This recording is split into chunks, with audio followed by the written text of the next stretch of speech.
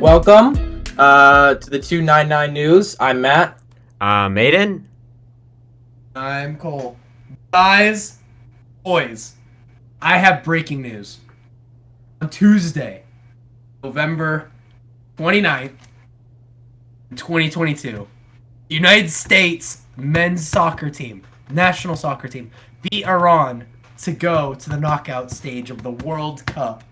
Soccer, football, whatever the heck you want to call it. Alright. The United States won one game and had two draws. How are we feeling about their chances? Well, so far they've been pretty. That sounds pretty lucky. Sounds like they dodged a bullet twice. And after they won a game, they seem lucky, but it could also the youngest team in the World Cup. They're the youngest team. That makes sense. That makes sense. But yeah, hopefully they'll get right up there on the tournament, whatever it's called. What about you, Aiden? What are your thoughts on the U.S. soccer team? I don't know. Don't they play guitar or something like that? Oh. Guitar's out, bro. Don't you get it? You know, the guitar. Yeah, that's what I said. Guitar. But I was making a pun.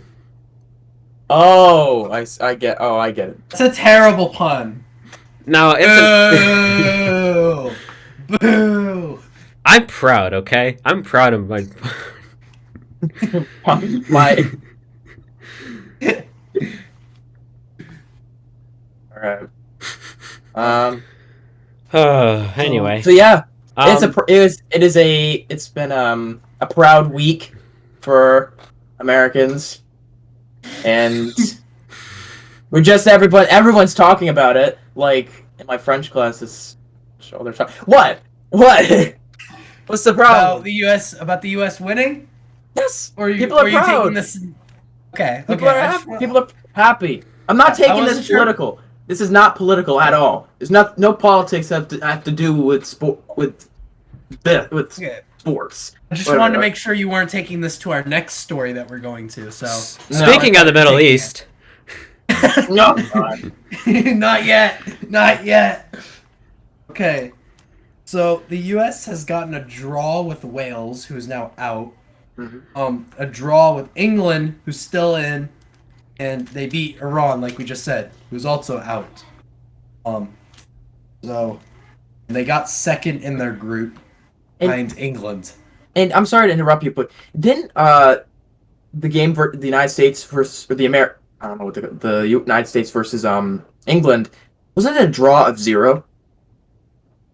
I'll double check. It was. I think so. I think it was a draw of 0. No, Wales was a draw of 1. I watched the game on a TV at a restaurant, and I was just like, it was there, so I was watching it. It was a draw of 0. Literally, no one was getting any goals. They were just it says on Google that they're gonna play the Netherlands. So who is? U.S. That would be their first game in the bracket.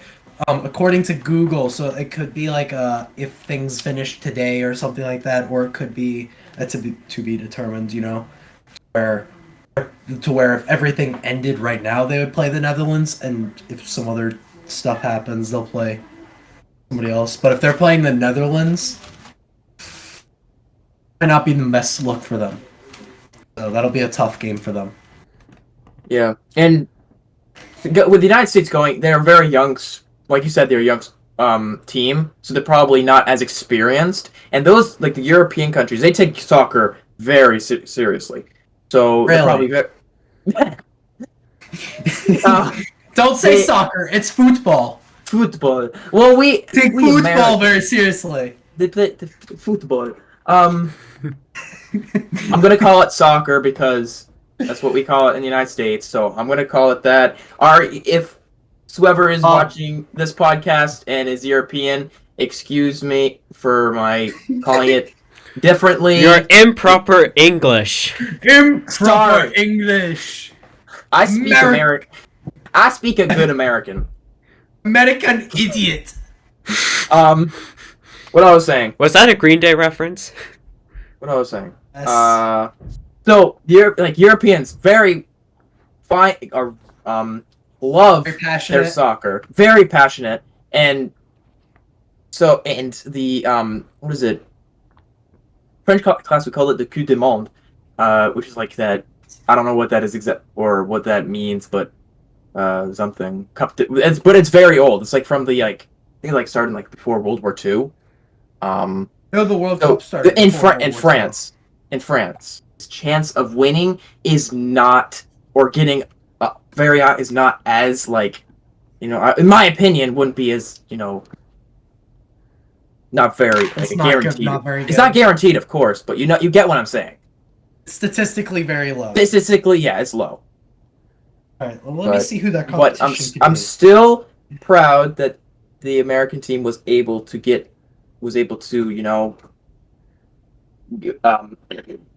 win the game. What was it, yesterday? Yep, it was yesterday. Yep, 1-0. Yesterday.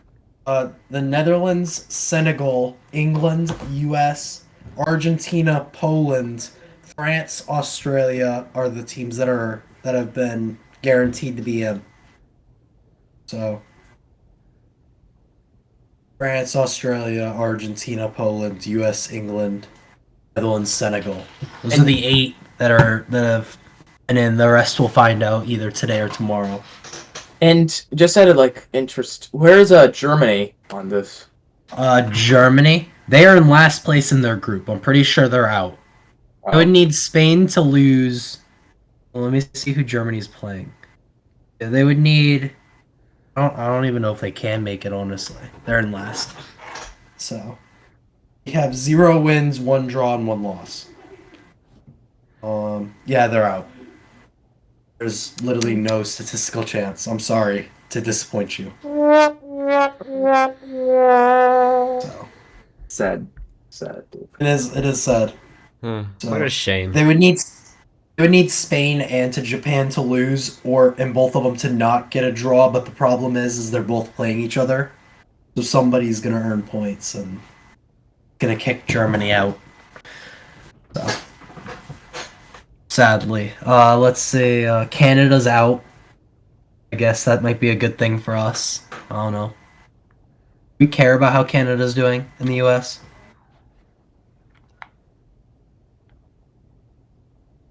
Okay. What? Talk. What? Sorry. What was your question? I said, do we care about how Canada's doing in the U.S.?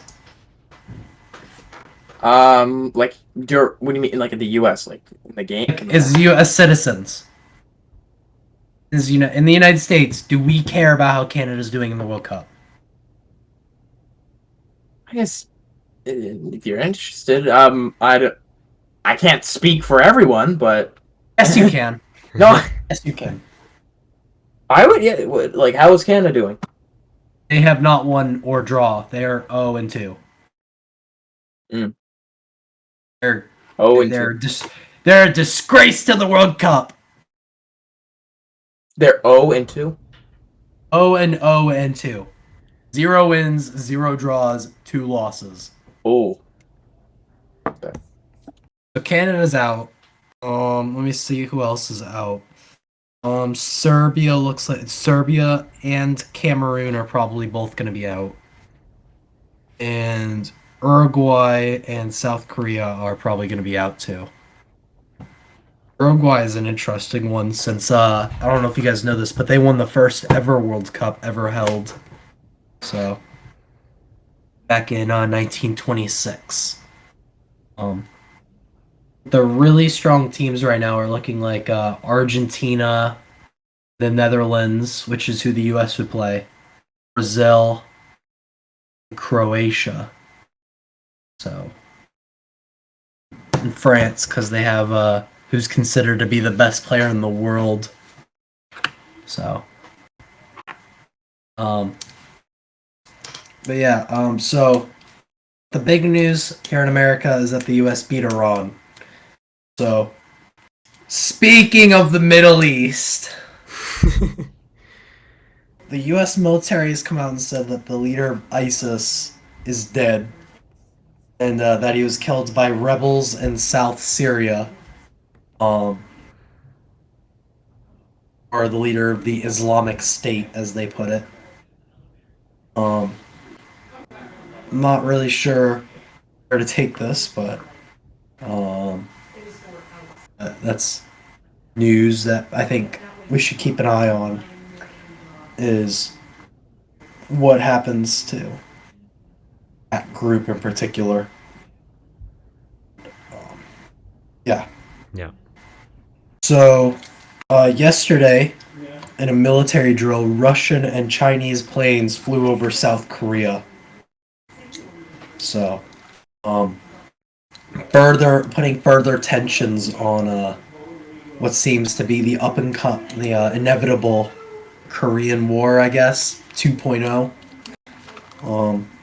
That many believe is coming in the years to come between North Korea and South Korea. And North Korea is going to have an upcoming meeting on whether or not they're going to hold their nuclear weapons test or not. Do you guys know anybody who fought in the Korean War? Not from my knowledge. Not from my knowledge. I don't think I had any family in the Korean War. But I do know people that had some of their family in the Korean War, so. I don't know anybody in the Korean War either, so. But I think maybe in like a month or two we'll talk more about it, and when we get to the historical time period. So, I mean, we're not far off whenever it comes to that.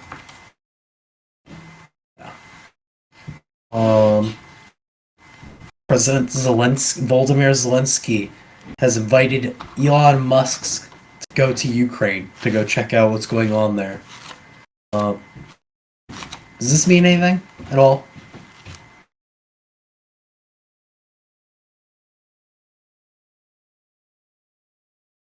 No?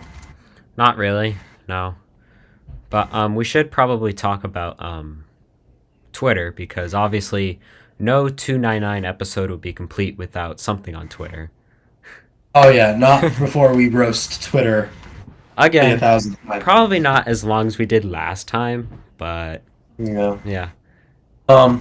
So the Apple and Google have threatened to remove Twitter from their app store. And Elon Musk says if they do that, he's going to make a rival to the iPhone. His own phone. Android. Yeah, he's going to make his own phone. Yeah. Oh, I heard about that. Yeah. Would you guys buy that? Would you guys buy the Tesla phone? I don't know. If there's some sort of compelling feature, maybe. Yeah. But other than that, I'm keeping my... Well, actually, I'm upgrading this phone next year. I have a Galaxy S10, but I'll probably be upgrading next year.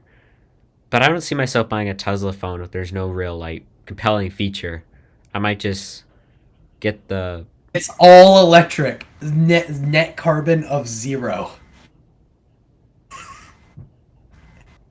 Oh, so, like, the battery's, like made out of, like... Does the phone want to run off of, like, solar or something like that? I got no idea. Yeah, me neither. Yeah. Produces no carbon dioxide.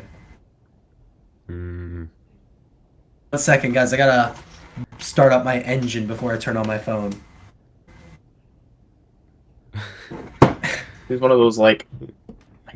Yeah. The other thing I wanted to bring up relating to Twitter, it's actually COVID related. Twitter has announced that they will be ending their COVID-19 misinformation policies. They will no longer be enforcing them. They introduced this back in 2020 to help combat misinformation regarding the virus, masks, and the related vaccines, and the conspiracy theories that followed. And since the program started, 11,000 accounts on Twitter have been suspended for COVID misinformation. Or disinformation, rather. And he hasn't said he's going to restore those accounts, but he said he will be providing what he calls general amnesty to any accounts that haven't broken the law or engaged in what he calls egregious spam. So that's going to be really interesting. We're going to see a lot of people coming back. Yep. First Kanye, Donald. Now here comes everybody else. Yep. Oh yeah. So one thing I wanted to bring up also is what was I gonna bring up? I forgot what I was gonna bring up. Never mind. Let's see. Oh yeah, did you hear about Donald Trump and his dinner with Kanye? Any of you guys hear about that? Okay. I didn't hear about that. What I've heard, Donald Trump was invited to a dinner by Kanye, and he went, and it was like Kanye brought a bunch of his friends too. And Donald Trump basically, whenever he was done, said he regretted going. So, and there's rumors going around that Kanye asked Donald Trump to be his VP. He runs, but I doubt that. So, Kanye, definitely.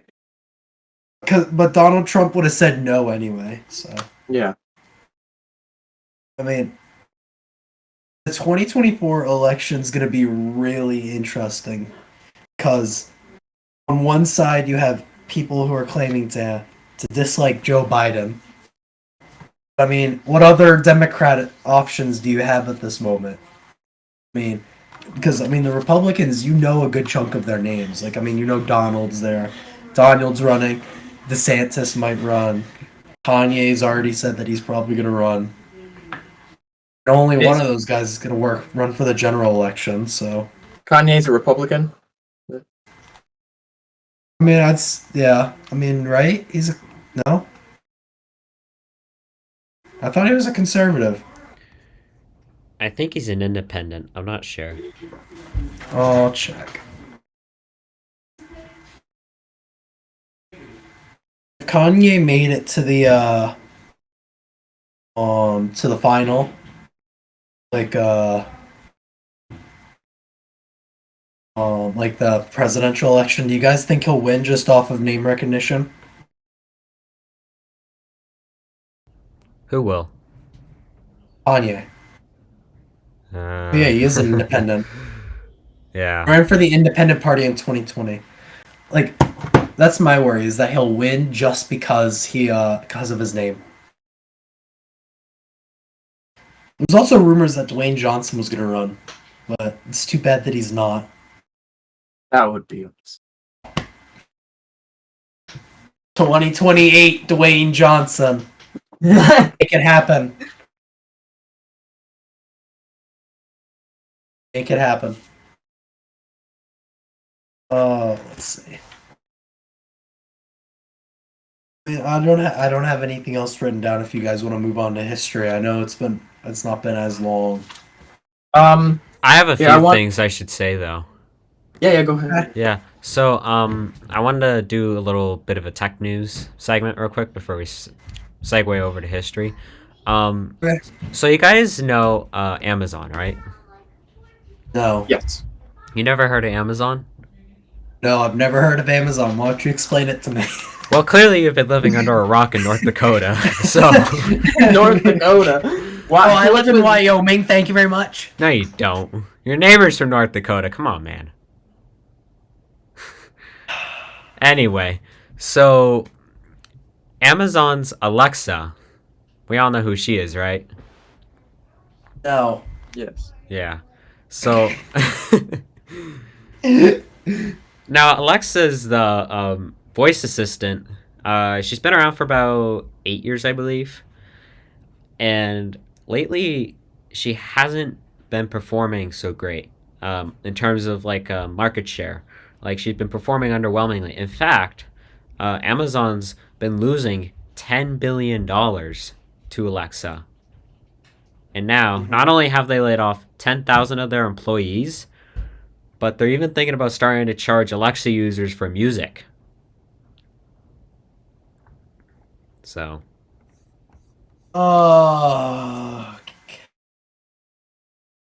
Capitalism at its finest.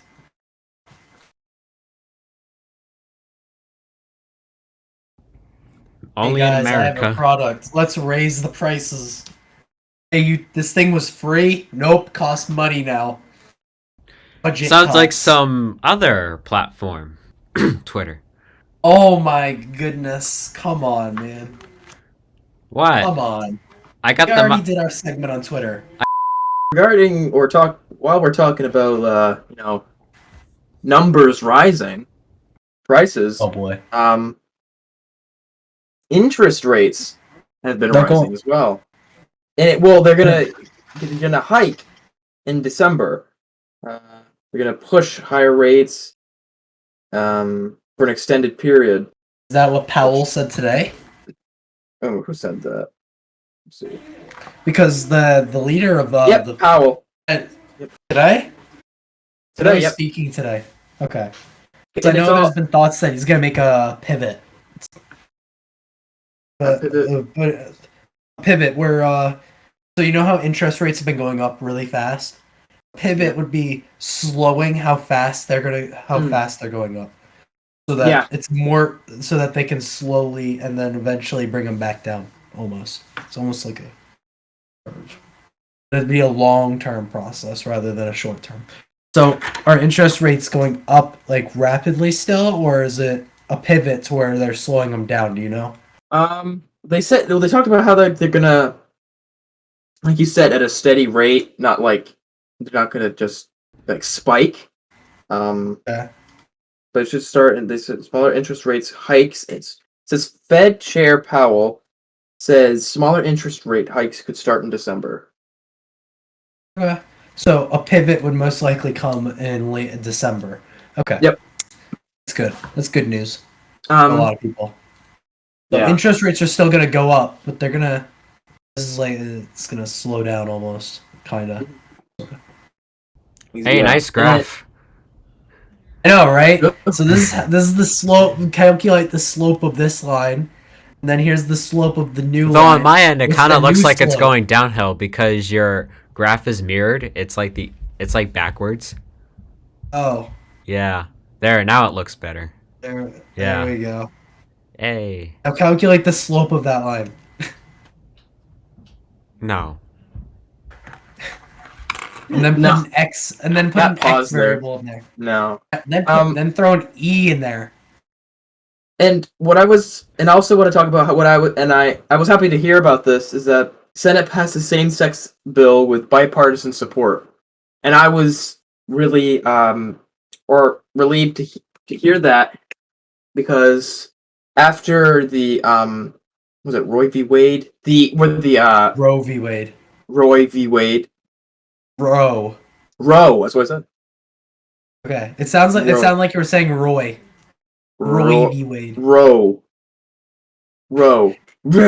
Oh. Roe v. Wade, when with the abortion that happened over the summer, and then what was it? He was in the Supreme Court. What was his name? That talked about removing same-sex marriage. Clarence Thomas, is that who you're looking for? Clarence Thomas, yeah. So in the summer, after abortion was, I guess, I don't want to say outlawed, but It was made to where the states could decide whether it was outlawed or not. Exactly. And after that, he talked about the Supreme Court what is the word I'm trying to look for? Considering talking about same-sex marriage, and can't find the words. Whatever, he was talking about reconsider same-sex marriage, and I was thinking, well, that takes it to such an extreme.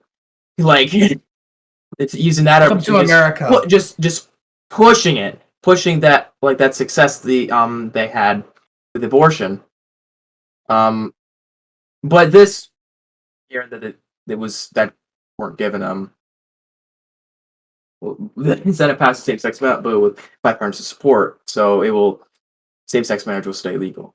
So I got another headline I wanted to share because we just brought up the whole LGBTQ Protections Act. So the FDA is going to ease restrictions on gay and bisexual men donating blood. Basically, they're going to ask you, have you had any sexual partners in the last 3 months? And if so, have you had sex?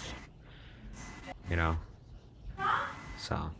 I guess I don't know. Nothing much to say. It's smart to ask. All right. Well, we're actually 40 minutes in, so We should probably segue over to history. Segue. Matt, for the first time in our history segment, you are now on camera. So yes, welcome. I know. Welcome. It's an historical moment. Historical day. We will never forget this day, November 30th, 2022. 2022, perfect. Easy to remember. Matthew was on camera for the first time on the 299. Whoever the people who watched the show and didn't know what I look like, this is what I look like. This is who I am. It's me. It's me. Anyway, so Okay, history. So do you want to recap what we did last time, or do you want me to quickly go over it? I can go. Wait, I can't remember everything we went over. All right, I'll quickly go over it.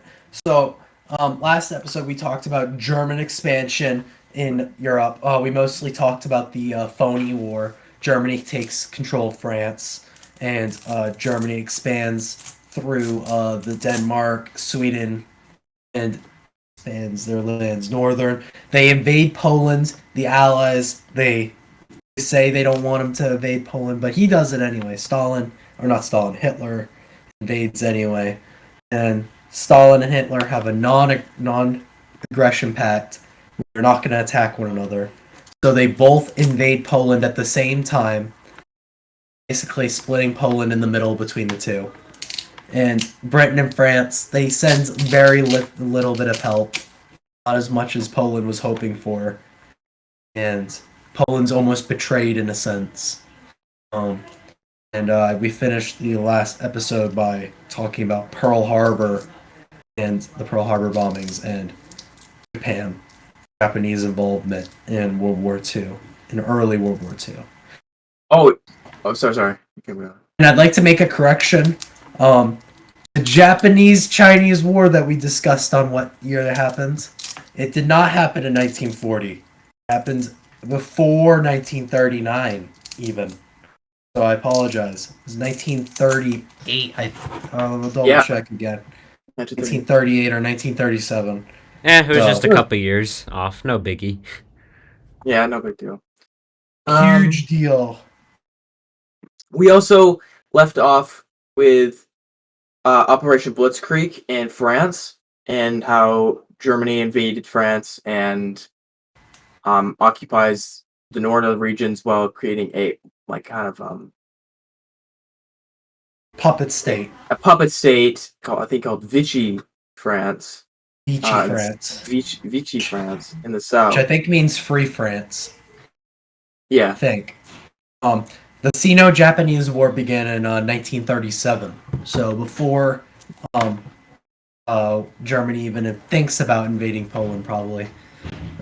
This causes the creation of the Chinese United Front, because China at this time wasn't anything like the China was today. It was split up among tines of tiny tribes almost, or warlords. So, I don't know, I figured that would be important. But go ahead. So, following the Operation Blitzkrieg in France, during that time, when that was happening, the British soldiers were cornered in Dunkirk, about I think it was 100,000, and so British ships, commercial vessels, ships not designed for engaging in warfare, were cross the English Channel to Dunkirk to carry or transport the 100,000 soldiers back to England, while German Luftwaffe was bombarding them, trying to prevent them from reaching the shore, or the beach. So, but in the end, they did. It was a miracle. The British were able to get those 100,000. I don't know if all of them, but they were able to get the majority of them back to England, which was a miracle. And I remember I watched a movie, I think called Darkest Hour, and they were considering. I don't know if is that the one on Netflix too? Yeah, on Netflix. Okay, I've seen the trailer. Yeah, it's a good movie. It's a really good movie, and they were considering having a peace or a negotiation with Hitler, and Mussolini would be the mediator, to kind of surrender, basically. And if they did, then the war would have ended a lot differently. Then probably the Hitler and the Nazis would have won. A better. I don't know if they've ever heard of the book The Man in the High Castle? Yeah. I don't know if we've already discussed this on a separate podcast. So, do you think that would be like what the world would be like today, or no? I know it's that book takes place in America, and America hadn't gotten involved really at this point. But they could have been it could be a possibility. Yeah. But I don't know if I know Hitler didn't or he didn't like Americans. Really? What makes you say that? He thought they were useless or idiots, dumb in a sense, and idiots in a sense. But I watched the video, and he described what countries he liked. Like, he loved France for their art. He loved Great Britain for their their connection language wise. But yeah. If only he had been accepted into art school. Yeah. Probably. Did you hear whenever he became leader of Germany at that art school that denied him, he put a statue of himself out front of it and renamed it in his honor? I did not know that. Oh, yeah, he renamed the school after himself. As soon as World War II ended, though, it was torn down, and they changed it back. Damn. So no, Adolf Hitler Art School in Germany does not exist. That's ironic as hell, because he was rejected from that school, and it was named after him. No, he named it after himself. He named it after himself. Yeah, he named the school after himself when he was rejected. That he didn't go to. Yeah. It's just ironic. So I think this is a good spot to talk about Operation Barbarossa. One of I think this is the largest military operation of all time in the history of the world. And Nazi Germany decides, and we're running out of countries to invade. Who do we invade now? Soviets. We have this agreement to not declare war on them. We're gonna do it anyway. So they draw up a battle plan, and they decide that they're gonna fully invade the Soviet Union. And that's, exactly what they do. I can't really say anything else. I've heard stories saying that Joseph Stalin didn't get out of his bed for 3 days straight because he didn't believe that they were actually invading. But the thing is I don't think that story is true, because I think we talked about it in the last episode. Stalin and Hitler were not really fond of one another. They didn't really like one another. So, and they were both watching their own back for the other. And the Germans make huge moves, and they eventually push all the way up to current St. Petersburg, which this means that the Germans have occupied current countries like Estonia, Latvia, Lithuania, Poland, Ukraine, Belarus, Moldova. All of those countries are now under German occupation. And they eventually push all the way up to St. Petersburg, like I said, which at this point was called Leningrad, and they eventually also try to reach Moscow, and they also get to what is now called Volgograd. At this point, was called Stalingrad. Keep that name Stalingrad in your mind. Don't forget it. But first, I think the good thing to talk about is the siege of Leningrad. This is a point where the Germans completely surrounded St. Petersburg and basically tried to take it over for a while, and there was no entering of food or anything into St. Petersburg or Leningrad. It was just constant fighting, but the Soviets were able to hold off the Germans, and some kid named Vladimir Putin was living in St. Petersburg at that time, and his father fought in that battle. So, just a interesting little factoid. But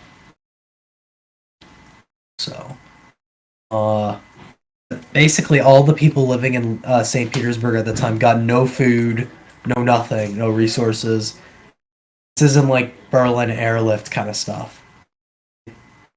No, just and Hitler sends a division towards the southern Russia too at the same time, where his plan is to go down to the Caucasus, where he would take the Caucasian mountain regions so that he could get oil.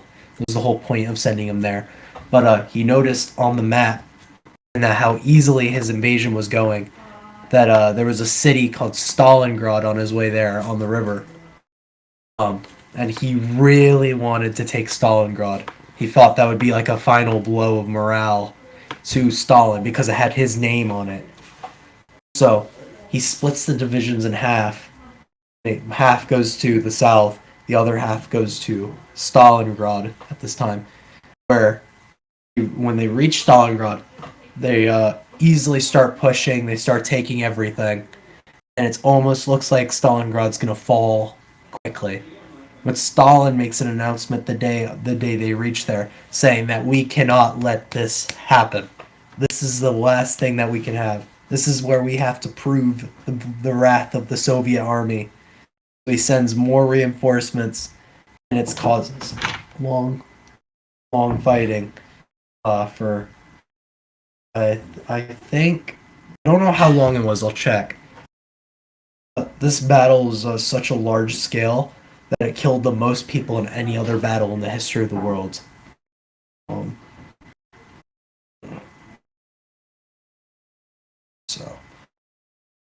Let's see, how long did it last? It lasted a long time, actually. 7 months. So a long time. Yeah. Operation Barbarossa lasted 7 months? Oh, the Battle of Stalingrad lasted 7 months. Just that one battle. Oh, when was that? 1942. August 1942, and it ended in February 1943 when the Soviet Union launches. Pull it up. I don't know how to pronounce it. Gratian. I don't know how you say it. It's Bagration. I'm gonna call it Bagration. Bagration. Huh. Okay. And it's the Soviet operation to take back all of the lands that they had lost in Operation Barbarossa. It was the code name for what was official name, which was, get this, the 1944 Soviet Belarusian Strategic Offensive Operation. That was the full name of it. So, imagine having to say that. They had to abbreviated it, but it was Operation Bagration. But that's kind of after Stalingrad. But the reason the Soviets were able to win Stalingrad is because they built anti-air guns, not allowing the Germans to resupply themselves.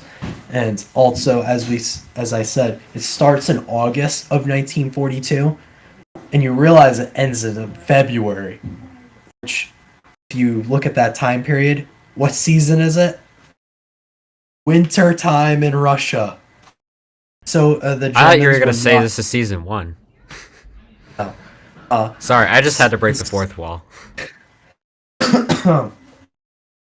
Soviets or the Nazis were not clothed properly for winter war. They weren't expecting to be out there for that long. So a bunch of them freeze to death. So I can look at the Like, total what do you mean losses. they weren't clothed appropriately? They were wearing like very thin shirts and very thin pants. They were not in winter clothes. Hitler thought they were gonna beat the Soviet Union within like months, very quickly, but he was dead wrong. What also I want to bring up is that during the Battle of Stalingrad, one of the reasons it was so like brutal is German soldiers, they were afraid to surrender, even though they're like in their during like the end of the battle, their situation was pretty much guaranteed defeat, and they were starving and freezing. They wouldn't surrender because they were afraid of the Soviets torturing them. So they wouldn't surrender. And after the battle ended, I believe there were still like remnants of like German soldiers within like tunnels or sewers, still like fighting. I have the total losses here. You ready for this? It is estimated that the Germans lost 800,000 troops in this battle, including 91,000 that were taken prisoner. And the Soviets were estimated to have suffered. You ready for this? 1,100,000 casualties, and approximately only 40,000 civilians died. So, I say only, but that's still a lot. But yeah. This just proves that the Soviet Union is so infantry-based when it comes to military. They're a very, I hate to use the term, but they're a meat shield country. We're going to put out so many people, we're going to outnumber you rather than use better technology. Yeah, just beat it with numbers instead of experience. Yeah. Cool. So, which we still see in Russia today. I mean, they're troops that they send to Ukraine. They don't get they don't go to any of the training camps or anything now. They don't go to boot camp. They just go straight to the battlefield when they're told you're going. And it's crazy. So. Yeah. So that's like 2 million. That's 2 million losses right there, just in the one battle, total probably. Which, like I said, the most casualties in a single battle ever. Yeah, it's like, oh my god, yeah, that's almost 2 million. That is insane in one battle. One battle, 7 months. 7 months, 2 million deaths. I'm like, how does that like? You can't even fathom that number mentally, and it is just like how that many people died, like almost 2 million died in one area. That's like it's a massacre. When I took AP European history, we did a reading. We read parts of a diary from a who was it? I can't remember what side he was on, but it was the journal of a soldier who fought in that battle.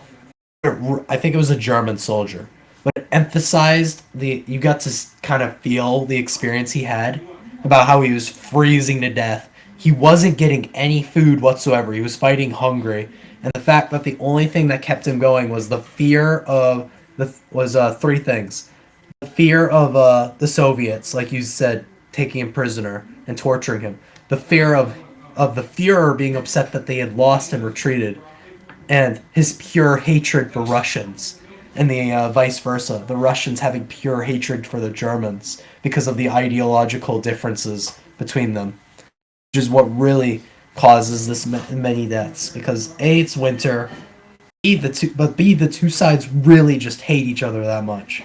They're willing to go to lengths just to take one another out, which is why it's crazy for me to think about that they had a non-aggression pact at one point. And exactly. And I don't know why Stalin would have put his head in the sand when that happened. Like, Yeah. it makes no sense. I think maybe he saw the Allies also as a threat to his communist rule, and he was like, and I think his thought was that he was going to let Hitler take out the Allies, and then he was going to take out Hitler or something like that. Maybe because neither one of them believed in a world where they could coexist. Yeah. There's no way that he could. No, that Stalin's not an idiot. So either one of them were idiots. And when you said you disagreed with the or I don't know if it was a rumor or a fact that Stalin was like surrendered into his or fled into Stalin, isolated himself for like 3 days. He didn't get out of his bed for 3 days because he was so surprised. There's no way he was surprised about this. Yeah, that makes no sense why he would be surprised. Yeah, because I mean, and he's probably been planning on it, and maybe it was that he wasn't planning on it being this soon, maybe, but couldn't have been like so surprised that he's like, oh my goodness, existential crisis kind of. It was an existential crisis, but you get what I mean. And if he was like, his plan was to take out Hitler after Hitler took out the Allies, then this would have been just an early opportunity for that. Yeah. Maybe he wasn't prepared for that. That could have been a reason for his like kind of his panic. Yeah. But what I'd be really curious to say, historically, is how Lenin would have handled that situation differently. Oh yeah. What do you think Lenin would have done in World War II? Honestly, I don't know much about like Lenin personally to know what he would have done, but he was a very intelligent individual. Like this is a dude who played chess all the time. He could speak so many different languages. He was a lawyer as his first career. He went to law school. Was top of his class. He sang for the Beatles too, right? Did he sing for He sang for the Beatles too, right? Oh, not John Lennon, Vladimir Lenin. I know. You were screwed. Let's see. Matt, you confused Matt for a second though. You did. I was like, what? Oh yeah, that doesn't make any sense.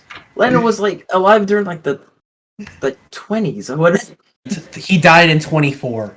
Yeah, exactly. Syphilis. He would that like how Stalin is just like quite the person. He's quite the individual. Like he's just his ego trumped whatever like was ethical. So, and Lenin was the opposite. I feel like Stalin and Lenin were two different people. So Lenin probably would have had a better plan to deal with Hitler. Stalin. Yeah, but look at who it's written by. Leon Trotsky. Trotsky. Yeah. Where'd you get that book? Barnes and Noble. Barnes and Noble. I recommend, if you're really into history, this is a good thing to hold on to, because this is like a historical piece. It's written by by Trotsky himself. It was never finished because he was assassinated before he could finish the book. That probably doesn't talk about. So how does it end? Like, does it just like end with like the book was never finished, or does someone? No. You know who did finish writing it for him? Who? His grandson. His grandson finished the writing for him. I recommend it. It's I haven't read it myself yet because I'm in the middle of here, I'll show you guys. I'm in the middle of a couple of books, but this is the one I have the most progress on. So I want to finish the one on Lenin before I move on to Stalin. That is if you read both of those books, you'll have such a good understanding of like the the understanding to compare both Stalin and Lenin. And then I'm also on this. But The Man Without a Fate. Oh, wow. Those are some good books. Likely Rise of Vladimir Putin. That's some good books. Yeah. I got them all at Barnes and Noble. Or actually, the one on Putin I didn't get at Barnes and Noble. I got that one when I went to DC this summer. Yeah, there's a couple of. I have a bunch of random books, like the entire history of the Cold War. Oh, you have some big books. Yeah, books that'll never get read by me, but I'm gonna have them if I ever need them. So wait, you went to DC in the summer? Yeah, I went to a DC for a journalism conference. I was invited. Only 300 students get to accepted to it at a journalism conference at George Mason University. Oh, that's awesome. So and that was kind of the origins for this podcast too, believe it or not. That was the origins. So because part of the origins. I had another project going on that was sort of related, but it was a lot grander than this. I also have this, which is one of my favorites. This is Inside Russia Today, but this is written in the 50s. This book, and it's a 50s copy too. The pages are, all, exactly yellow what it and is. Torn. And, yeah. Wear and tear. Torn, but on the edges up here, they're not cut evenly. So, it's like this is when Khrushchev became. This was written when Khrushchev became leader. Actually, 1958 is when this copy is from, because it's signed Christmas 1958. So, yeah. If you ever need a book on like something in history, I've most likely got it. Got a whole library. This entire shelf. I don't know if you can see it from the camera. Actually, I'll move out of the way. I can see it. Yeah. Shelf is history books just in itself, and they're in chronological order of when they happen. And books about like a time period in history, like 1984 is up there, Animal Farm, The Book Thief. All those books that teach you about a time period without directly saying it are up there too. And like all my nonfiction, all that stuff goes up there. Let me see. I got some current stuff up there too, like one of them's on America's War on Peace, is what it's called, America's War on Peace, where it talks about like American involvement in North Korea and the Middle East, about how there's a decline of American influence in the world nowadays. We're not seeing it as much. There's one about the 2016 election, but I don't want to pull it down because I might start some controversy in the comments section. It's a good idea. I think I'll keep it up there. I'll show you guys off air, I guess. But yeah, I'm expanding my books collection. Hopefully this Christmas. So I got one of the books on my list is a textbook on the entire military history of the Soviet Union. So anytime we ever talk about them, we'll have the entire military history of it. All of it. I saw that on Amazon and I'm just like, why the heck not? Honestly. So, if you go digging, you can find some really good stuff, Matt. There's some diamonds in the rough. Like, I mean, I'm also ordering a book on Winston Churchill, or not on Winston Churchill, by Winston Churchill. It's his memoirs of the Second World War. That sounds like that looks good. It's his daily writings on like, these are what my thoughts on the Soviet Union are today. These are what my thoughts on Germany is, what they've done. Germany's now doing this. It's literally his diary. That is awesome. That actually is really cool. Yeah, Winston Churchill wrote a lot, so I see it as an opportunity to, Yeah. I recommend that for people who are interested in politics. If you really think if you're really that much interested in it, Read the Declaration, read the Constitution, and read the Communist Manifesto. Read about and then read about the differences between them. And then what you do after you read the Communist Manifesto is you notice that there's a huge difference between what the Soviet Union was. So. So I think this might be a good spot to end it in the episode this week. Yeah. Next week we can talk about Operation Regression, and I think the good place to start is the U.S. North African campaign, the Allies North African campaign, which is seen as the beginning of the end of, the beginning of the end of the Axis is the loss at Battle of Stalingrad. So this is where we've talked the last few episodes about German expansion, Japanese expansion, but in the next probably we can talk about it all in the one episode. We're gonna see them go from here to shrink to almost back to where they were, and even less. So it's all gonna end like that. It's gonna be a quick 2 years for Germany and Japan. Maybe not so much for Italy. They got maybe a couple months left, according to our timeline. So yeah, because Italy's done so much. We've talked about them so much in the last 2 episodes. I mean, we never talked about Italy and Africa, but not as important. So, Matt, you want to do the outro? Yes. So, thank you guys for watching. I hope you enjoyed. We'll be back next week with a new video. Again, thanks for watching. Or listening. Or listening, or watching, listening, both, whatever you were doing. Yeah. Or not watching us. Either way, it's fine. But we'll see y'all next week. We'll see you next week.